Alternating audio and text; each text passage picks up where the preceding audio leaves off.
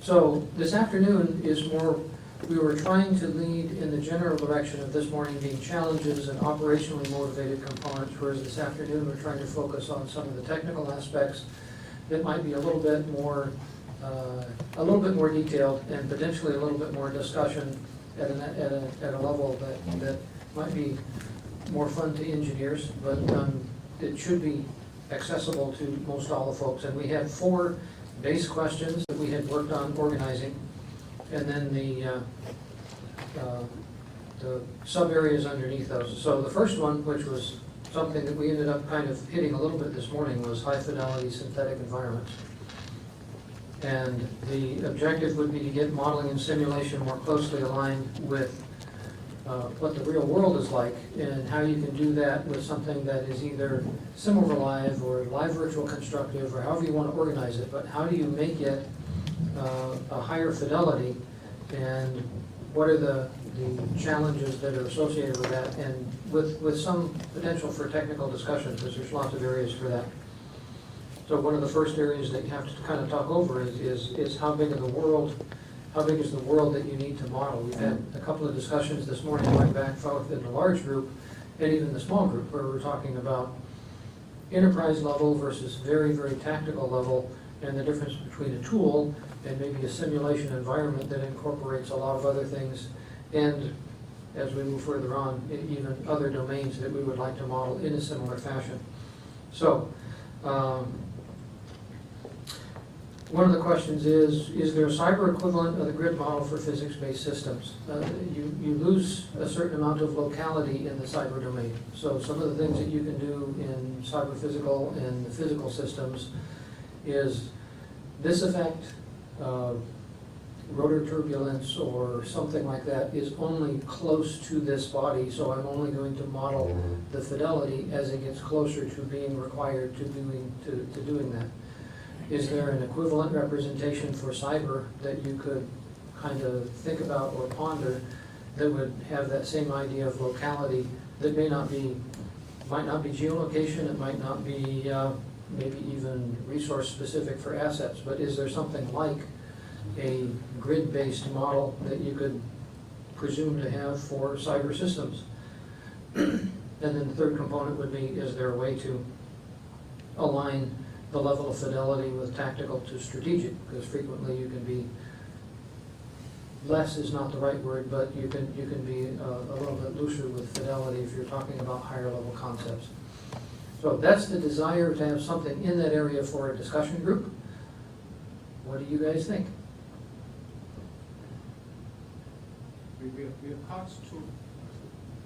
Oh, I think did you? Oh no, it didn't over there.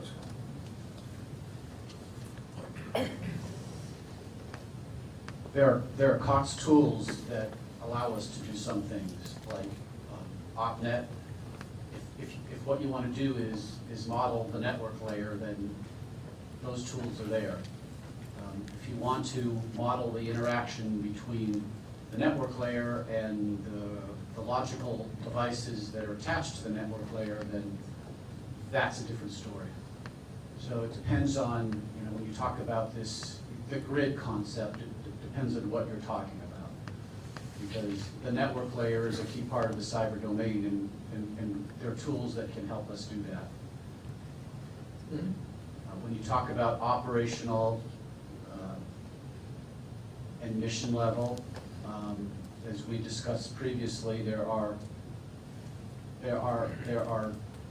models that exist that capture how networks and C4ISR systems work, but historically they've never been at the granularity that, or seldom have been developed to the level of granularity that we need to actually do the kind of analysis that we're required to now. It's just there were a couple of levels of abstraction above where we need to operate. So if you wanted to take a node out as a result of somebody doing something to our networks, or us doing something, the exact thing to their networks, we can answer some of those questions. It's just, but in many areas, the development of the models has stopped because there just wasn't a need in the past to get down to the level of detail that you need to do some of the things that we need to do. do today or assess today. Right, and I think that's an interesting point, because you said the need for the model to do what we need, and that's what normally has happened over time, is that a business case model like OpNet, now Steelhead, that is used to decide IT configurations and load balancing and things like that, doesn't necessarily transition easily to the, I want to configure my forces and figure out what happens when things go up and down, not because of congestion or outages, but some bad guy did something.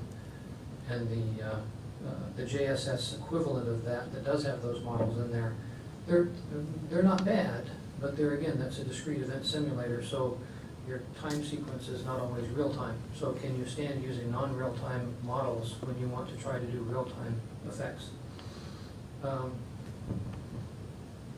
Did somebody else have? Certainly. So again, just asking the room, do we have anybody from CMU-SEI here? Sir? Hey, great. So yeah, y'all been hosting a Cyberphysical integration bi-weekly meetings now, I guess monthly meetings. So we've been talking about this for about six months or so. Pretty much ever since we visited, so Coates and our CSIAC and SEI got together and said, hey, we're trying to solve some of the same problems. But beyond just this group, if people are interested in cyber-physical integration, we're both working on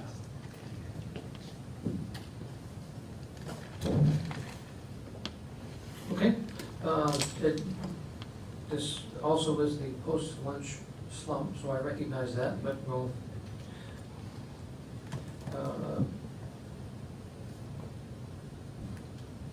we'll move on to number 2 at this point. So this is integration with industrial control systems, cyber-physical system modeling. The intent was for how do you figure out what bad's going on when it's intentional. That's for the attack scenario enumeration susceptibility. So there is a question about a base model, and how do you start out being able to compare things, and there's a whole lot of different ways to do that. Dr. Cott mentioned one of his formulations in one of his slides, and then some of the other components he was looking for had some different variations on it. But there are some longer-term standardized things, and is there any familiarity with the National Information Exchange model and the way that those are descriptive of some of the different domain areas, so that words kind of mean the same thing and that the identities of those things are included? Sticks or taxi, any other kind of things like that, where you're talking about the methods for describing the opportunities and aspects of threat behavior and what happens when you try to alleviate them? This is very quiet, okay. Or the business process models. So the objective here is try to find some folks that want to sit down together for a short period of time and talk over some of these ideas for base models. Are there currently base models that are good? Are there currently no good base models because they have too many holes in them, because they are a perspective of a fairly large elephant and you can only represent a few of the dimensions of the elephant and can't recognize the whole thing? Sir? Just one question, because I Oh. think it makes people sleep. Taking it. Oh, gosh, good.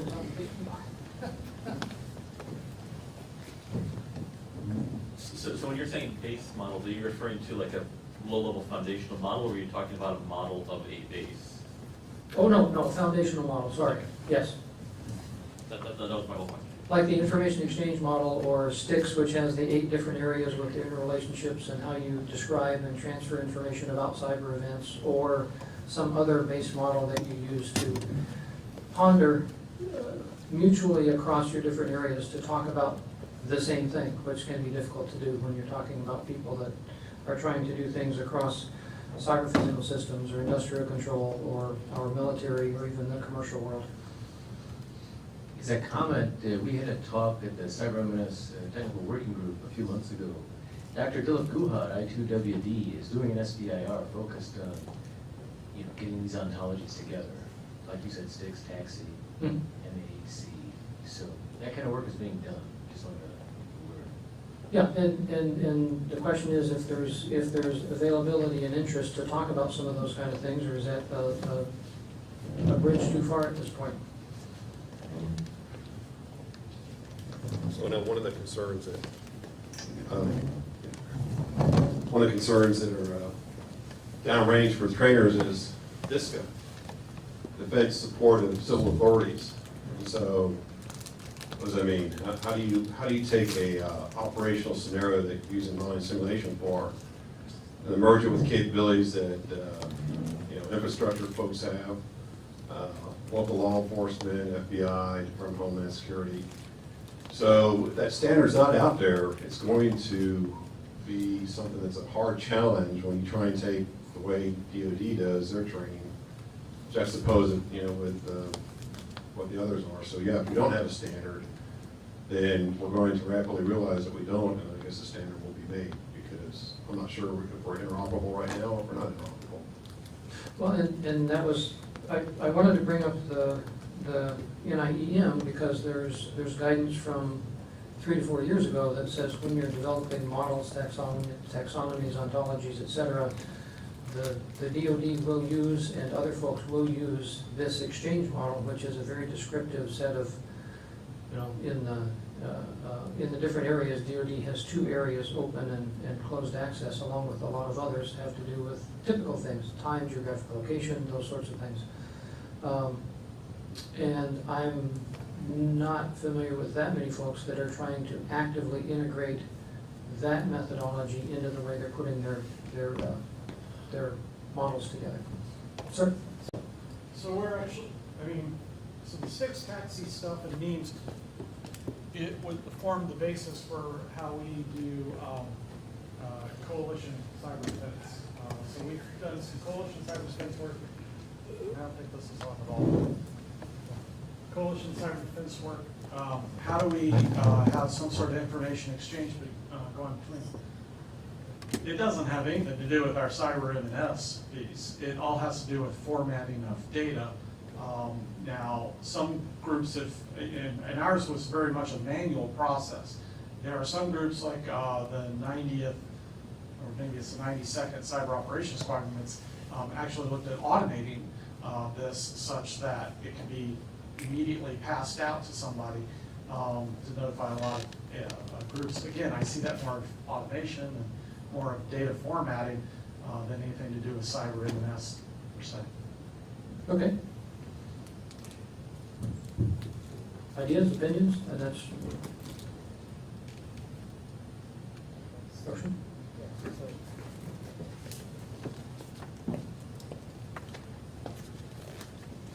Right, so I think the word models we keep using it, and it's a very loose term.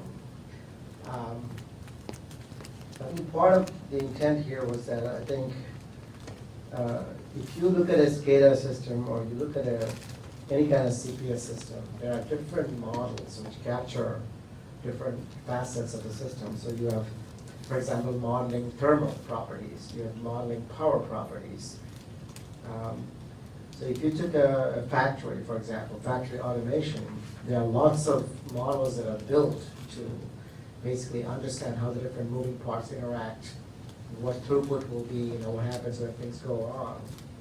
So I think the challenge here is how do we bring cyber effects? How do you simulate cyber effects into those types of models where you have different parts moving? And what happens if a cyber effect stops one part, or if cyber effect stops some information from moving from one part to one place to the other?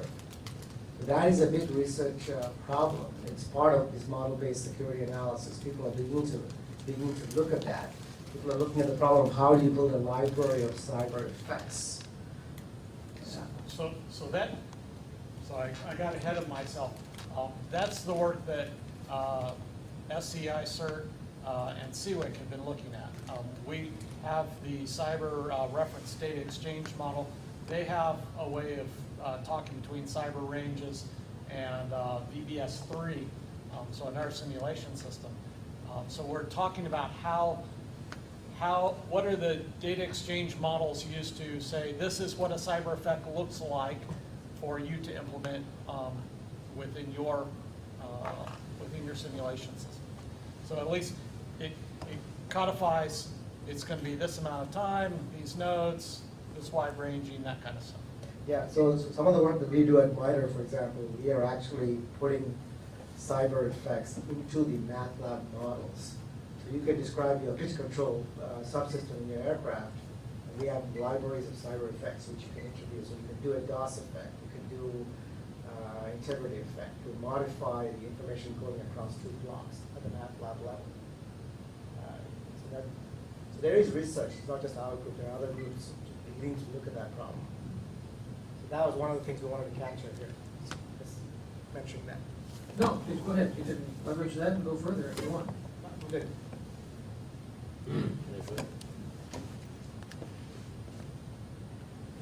Is the CMU work persistent training environment, namely STEP? Yes, it's how STEP is integrated with VBS 3.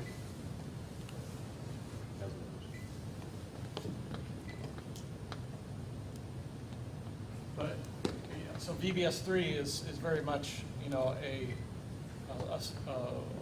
3D virtual environment, first-person shooter kind of view of the world.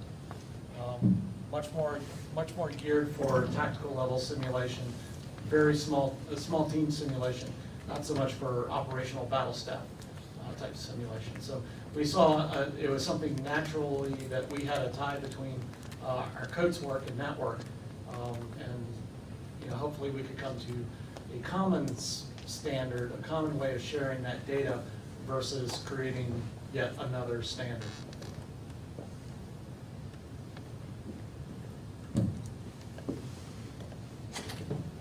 Okay, well, let's move on to number 3 and see if we can find a winner in there that we can talk about a little bit. The behavioral modeling and simulation becomes 2 parts. There's the how do you figure out how people are acting, and how do you model and simulate behavioral stuff so that you can effectively stimulate and interact with a simulation model and have an appropriate reaction in the real world. So one of the questions is how close to real is reasonable, because there's the normal effect that as you get closer to reality, the way the human mind processes things, there's actually a dip in that suspension of disbelief, which makes it kind of on the creepy side before it gets really good. And if you've seen that uncanny valley description before, I think one of the most popular representations is the Christmas Express, the Tom Hanks movie there, which had kind of an interesting effect on people. It was a cartoonish movie. It looks very real, but it's still cartoonish. And there's an interesting portion of the population that just can't watch that movie because it just really aggravates them. That's what happens with that perception, the way people perceive their reaction with things that are not people. And you have to get past that to get your fidelity up high enough. And how do you find ways to potentially bridge across that, or how do you find ways to stop before that and say we don't need to be at that level of detail? We can let people understand that it's not real, but they will still react in a similar fashion. And then can you glean from other areas, as Phil was saying earlier, that if there are other areas that are evaluating human performance, there ought to be some things that translate well into the cyber domain, where you can evaluate interactions with people and interactions with environments that contain simulated people that would be at a level of fidelity that would be effective. Is there interest in discussing something on that level with a smaller group and trying to think about how that would affect potentially cyber mission forces? You've got.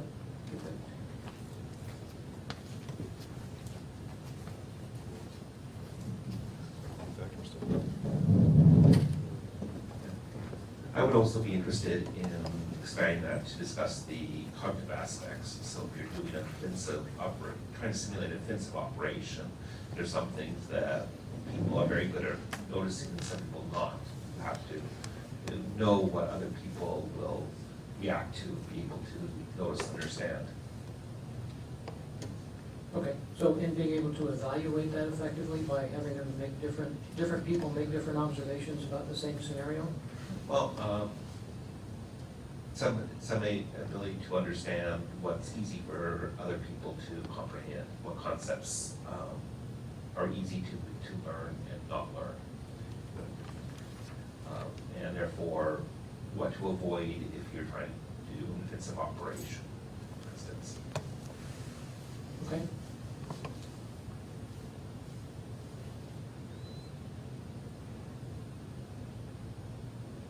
Other comments, ideas? Nothing? Okay.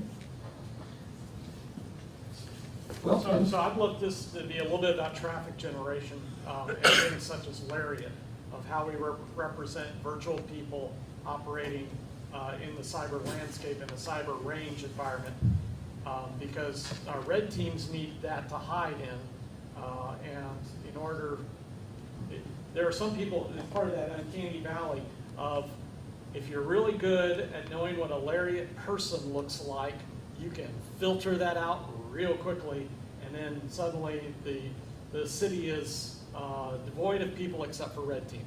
So it's really easy to find the red team guys. For those who totally buy into Lariat and the traffic coming across, it looks like the city is full of people, and it's hard to distinguish where the bad guys are. So realism in our traffic generation is something that is still a challenge for us. Right now, you know, well, I guess what Lariat 9 did, but we don't see bad actors in Lariat. You know, we don't see people doing things maliciously, insider threats or anything like that, or just people doing stupid things that, you know, clicking on phishing emails, you know, for example. So we don't have that insider threat built in. They're purely kind of a noise herd, you know, mentality, just kind of sending emails back and forth and chat messages and that kind of stuff. okay.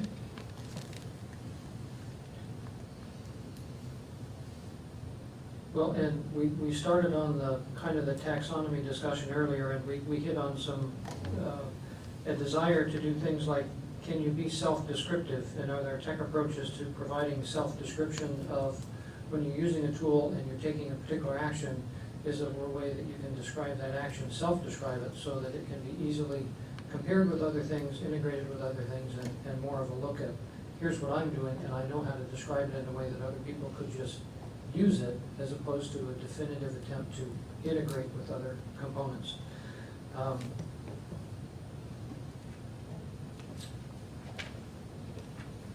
So that's the end of the list at this point. So I'm anxious to hear if y'all have other things that you'd like to talk about that are related to there, or if you'd like to further a conversation that we had earlier.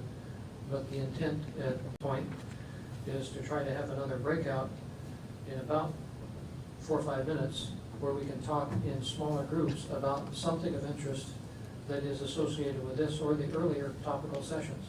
So I'm at this point, I'm looking for ideas and excitement, which is a hard thing to do half an hour after lunch. So anything you guys would like to recommend would be great.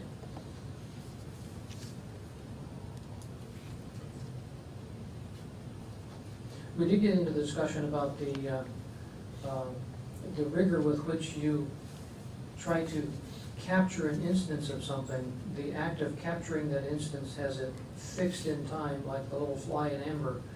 And then when life changes around it, like you build an API and discover that you have some other portion you haven't accounted for, and you go, oh shoot, and then you have to start over again. So there are newer methods for capturing and relating those kinds of things that are not based on a strict taxonomic or a full ontologic representation. And those can be very long discussions, but those are areas that people sometimes have an interest in that may or may not apply today.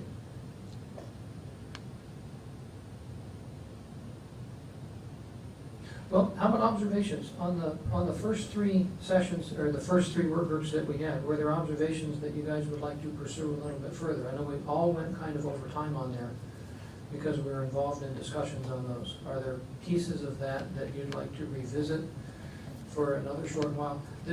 the opportunity is to sit together with people that are somewhat related to you but not like you, so that you can have some discourse and try to figure out some things that may not match exactly.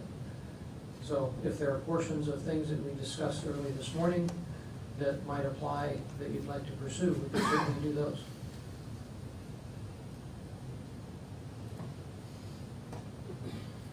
So two areas I would be interested in would be anybody who's interested in coalition, cyber modeling simulation, coalition training in cyber.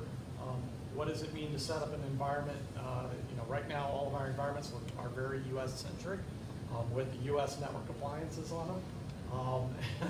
So what considerations do you have to do for coalition partners?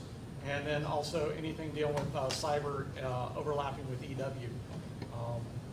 So yeah, that would be something I would be interested in talking to somebody about.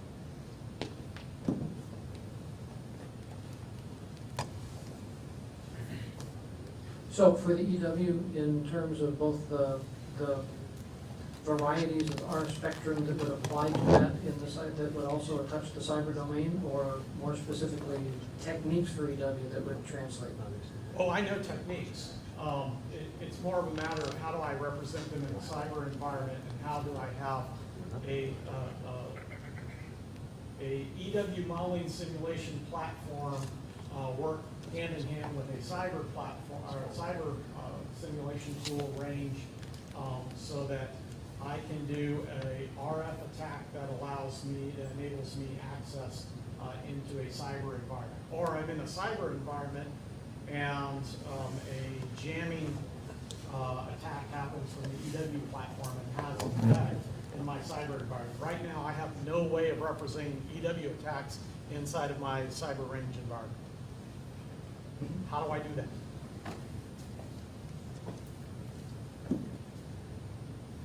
Another idea, in our course of action evaluation session, we talked about the mission level and then the cyber layer, but we didn't really talk about the validation of either. I mean, getting into optimization frameworks and things like that. But the validation question came up pretty strong.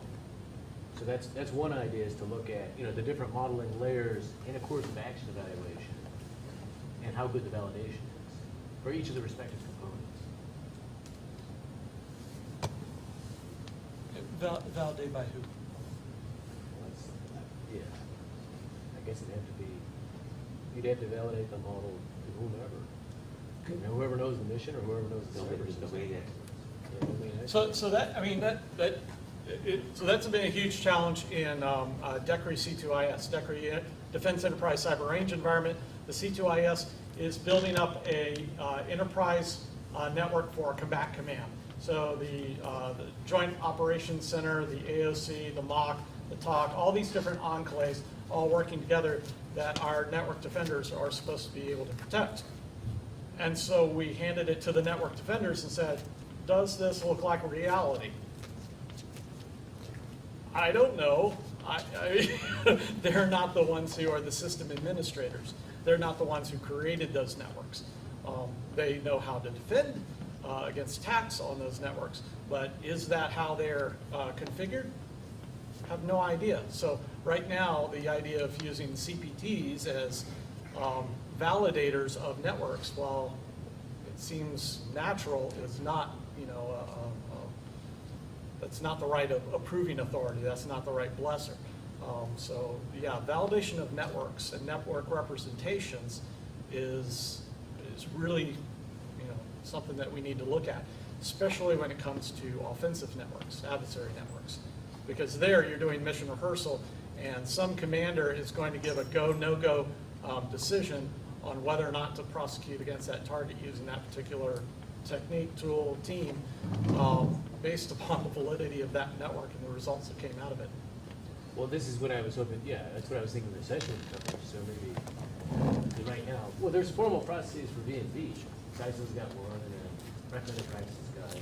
But if you've got direct experience, it'd be good to get the Capture it, let's use it. Again, I have direct experience of problems. I don't have a ton of solutions. What we bring in is we bring in the owners of, on defensive side, the owners of those command and control systems and say, does this look like reality? it's hard to bring in, country X system administrator and say, does this look like your thing I want to target? Really? I wanted to go back to the human behavioral modeling, because that was one of the topics. I'd say we have an interest in seeing what people think about that, if we have some of the right people in the room. Particularly because I think it's an area, we're looking at what S&T we should be looking at longer term, also earlier stage research internally, and human behavioral is one area where we don't see a whole lot of research and various aspects of it. How do you help the performance of the vendor or someone from your offensive cyber forces, augmented support for them, or turning it the other way, how can you improve your modeling of people at the other end of the network in order to, because you don't necessarily have to circumvent the network if you can influence and change the behavior of the people. So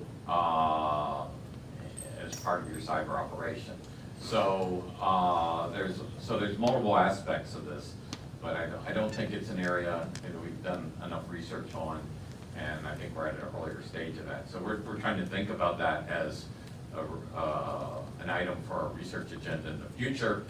So any thoughts would help us perhaps build that into a program.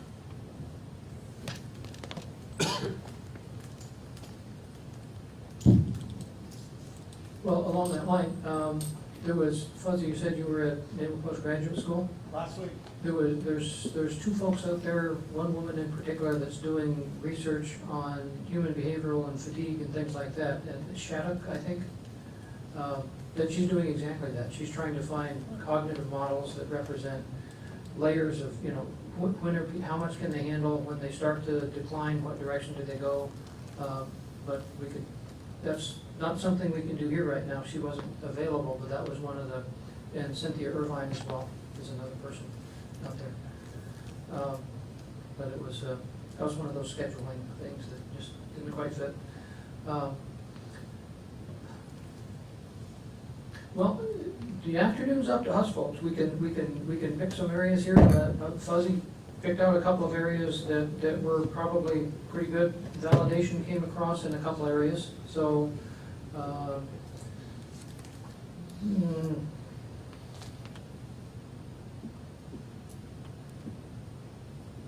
is that worth a small discussion group with validation and networks, and what's it look like, what's real, and how do you figure out what's going on? The other kind of wrinkle that you start adding to that is that networks are going to stop looking a lot like networks look now pretty rapidly with virtual machines and containerization and the move to very, very time transient services and hosts on the network. And regardless of the management side headaches that makes, on the cyber side, how do you know what your state is and what your status is and whether or not it's there or not there for a reason? So the future of how you do that might be kind of interesting. Sir? So I just had a thought in regards to the groups for this afternoon. Yep. Cyber EW, validation, cyberphysical, and then human behavior would be the 4 breakout sessions. Is that what you're tracking as well? Yeah, I'm just trying, it Okay. looks like it's the human behavior one that I think we'd like to attack, but I don't know if we have the right momentum to overcome inertia with that group. It would be a good one to talk over. I just wanted to point out the point you were making just a moment ago, and that is the transformation in computer science. It will impact the transformation in our cyber M&S capabilities, because there's a dramatic movement in the area of small services and the composability of services, M&S services I'm talking about. And then you compose your M&S capability combined. Now, we're working heavily with the NATO communities on this particular topic, cloud-based, container-based services, and they're not necessarily impacts on the network issues, but they will impact on the deployability of M&S capabilities to support the cyber testing and training.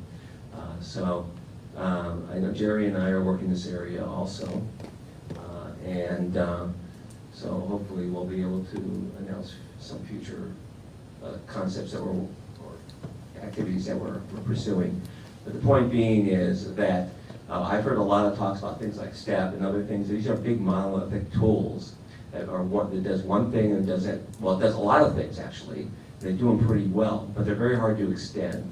And as the cyber community evolves quickly as we speak, accessibility, quick deployment, and those types of and technology to support, cloud-based deployment and on-premises or on-site training, for example, for the trained people, so they don't have to go into a big exercise, is all what I know the DoD is moving towards, and the Joint Staff J7. So those are topics that I'm interested in. In fact, I'm here for the JIOR just for that purpose. So. Okay, is that a recommendation for a quick discussion group associated? If anybody's interested, I can go over what I'm doing in terms of that area for with NATO community. Okay, what would you like to call that? Service-based cyber M&S services, as opposed to tools. So you have services that do particular M&S capabilities, and you compose them together, and you put them together rapidly in the cloud, and you provide that support. So that's what we call it in the M&S, in the NATO community.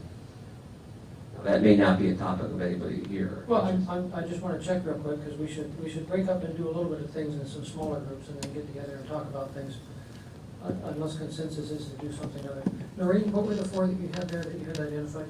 So cyber EW, validation, cyberphysical, and the fourth was the human behavior aspect of the model.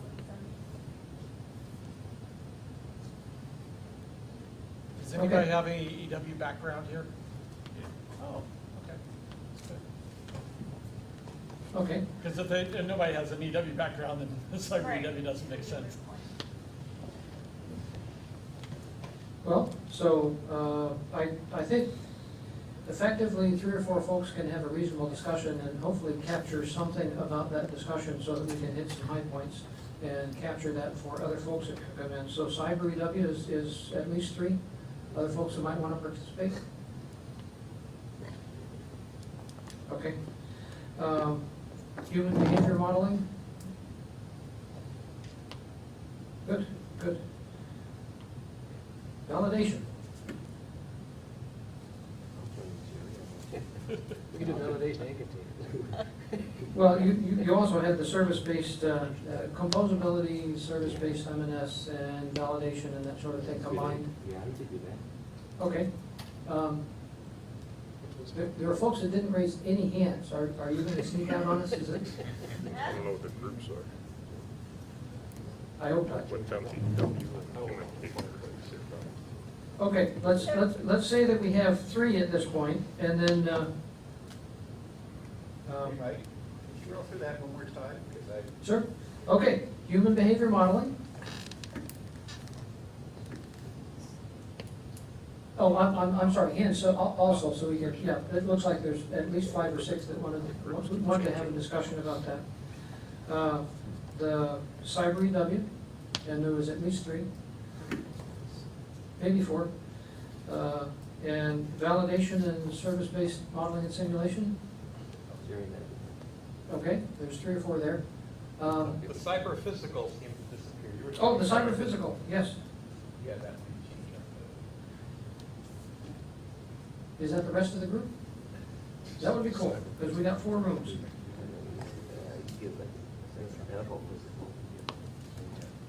Megan, Mike, not to steal your thunder, but Go just to ahead. reiterate to the crowd, the reason that we're having this discussion is to kind of tee up topics that still remain to be challenges based on all of the areas that this collective group is working in their different areas. So if we can identify where we need to focus research based on the challenges we're encountering, the breakout sessions are to try to come up with like an aggregate list of why those areas are challenging and what we need to do so that we can redirect, some S&T attention to those problems. And that's based on the background that all of you bring to the table and the efforts that you're leading within your respective organizations as non-members and villages. All right, over to you, Mike. Okay, no, that's good, I appreciate it.